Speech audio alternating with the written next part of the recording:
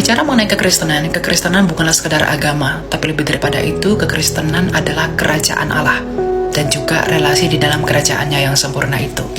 Karena sejak semula pada penciptaan alam semesta dan manusia pertama, Tuhan tidak pernah menjanjikan agama tertentu yang harus dianut oleh Adam dan Hawa dan keturunannya di bumi ini. Tetapi, ketika Adam dan Hawa jatuh ke dalam dosa dan mereka mengalami kematian akibat dari dosa itu, yang Tuhan janjikan adalah keturunan perempuan yang akan mengalahkan kematian itu, yang disebut sebagai Mesias. Maka tak heran semua para nabi dan seluruh kitab suci yang ditulis oleh para nabi sejak zaman Musa bernubuat mengenai kedatangan Mesias yang akan mengalahkan kematian itu, mengenai di manakah ia lahir, di manakah tempat ia lahir, dari suku manakah dia, dari bangsa apakah dia, bagaimanakah orang memandang dia, apakah yang akan ia lakukan, bagaimanakah akhir hidupnya. Seluruh para nabi secara detail menubuatkan mengenai Mesias yang mereka rindukan itu, yang akan mengalahkan kematian akibat dosa itu.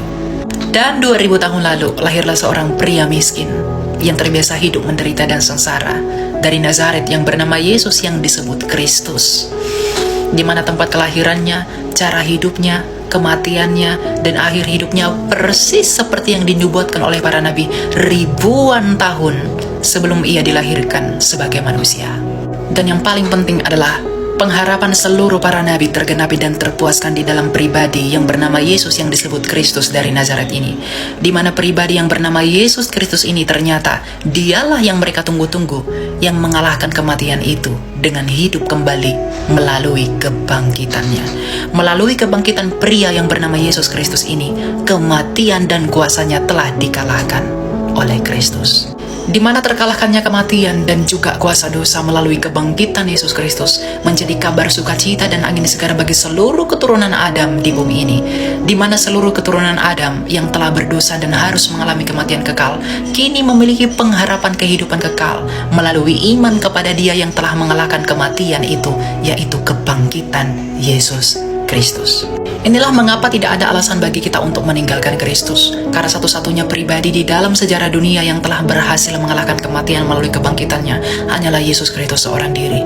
Ada begitu banyak yang menawarkan surga, tetapi tanpa mengalahkan kuasa kematian terlebih dahulu, di mana adalah kemustahilan bagi kita untuk mencapai hidup di dalam surga tanpa mengalahkan kuasa kematian itu. Tapi ada pribadi yang bernama Yesus Kristus yang telah mengalahkan kematian itu, maka kini kita memiliki pengharapan hidup yang kekal di dalam Dia yang telah menang atas maut dan kematian, di dalam langit dan bumi yang baru. Hal itu pula lah sekaligus yang menjadi alasan bahwa kehidupan kekal hanya ditemukan di dalam Kristus, di mana hanya Dialah seorang diri yang berhasil mengalahkan kegelapan itu. Maka kita yang beriman kepada Dia juga tidak ragu bahwa kita kelak akan mengalami kemenangan sebagaimana Dia menang atas kematian itu. Maka jangan tinggalkan Kristus, bertekunlah di dalam.